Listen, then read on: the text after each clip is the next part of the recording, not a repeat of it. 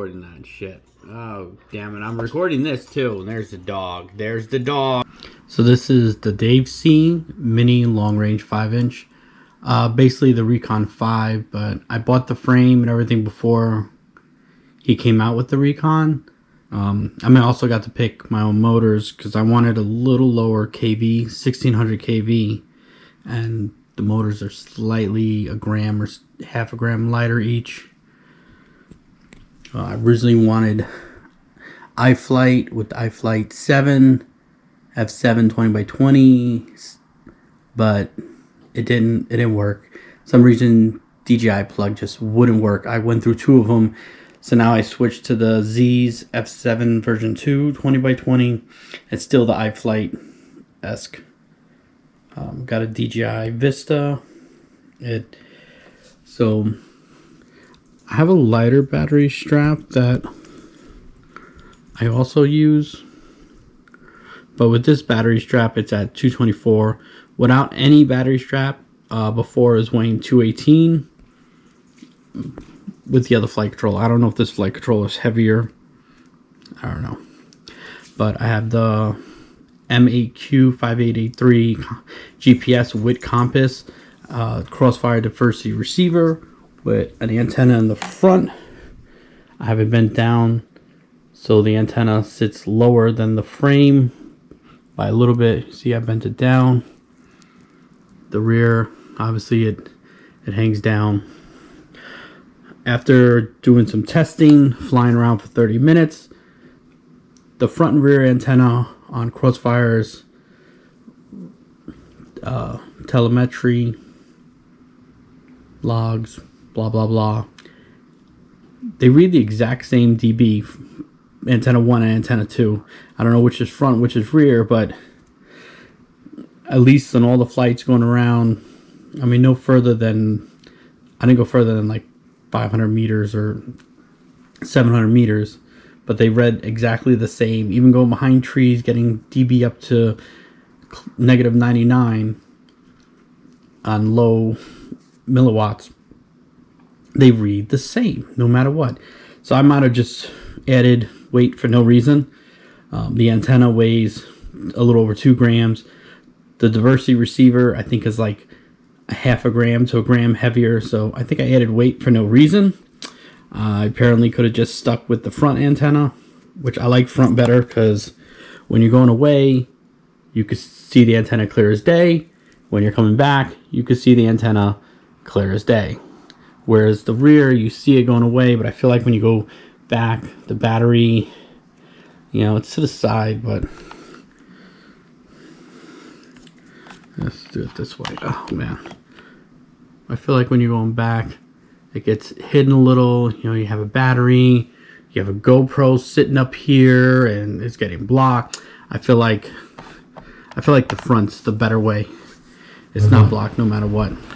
This is the 6S 550 Lion Flight.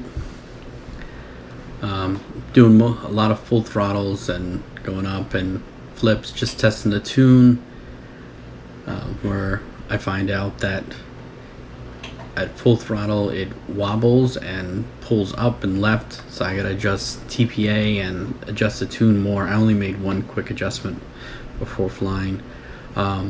Flying real hard on the 6S 550, it flies for 4 minutes 30 seconds. I went accidentally for 5 minutes something and killed the battery down to like 2.4 volts or something.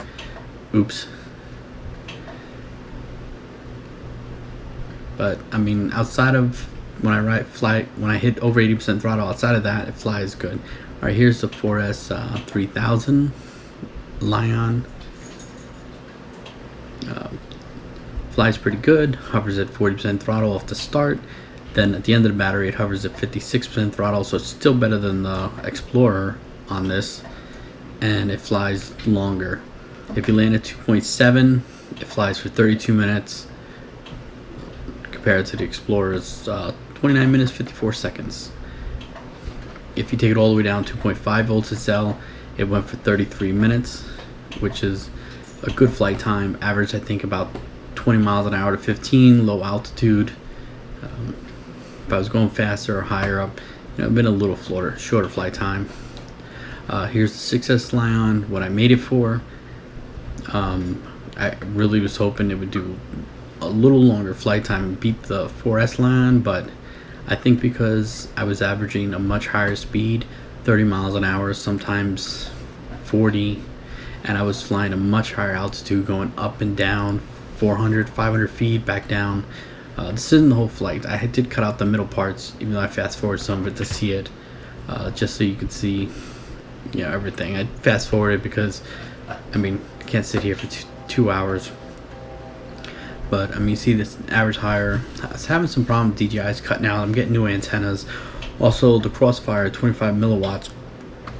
This is a little more than half a mile away, and the Crossfire just like tanked. But it is at 100 dBi, over 100 dBi. But I switched the front antenna from vertical to from horizontal to vertical on the front antenna to test that, so it doesn't get the null spot pointed at me and drop real bad. But here we are coming to the end of the battery on the 6S Lion. So 2.7 volts per cell would have been 28 minutes, and if you take it all the way down to the 2.5 volts a cell, it was 28.45, and then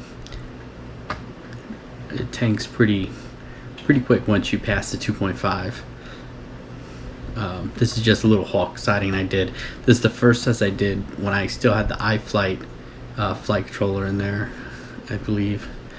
I didn't even get to finish this. I just flew for a little bit, for 24 minutes, when I saw the Hawk fly by. But well, all in all, I like this one a lot.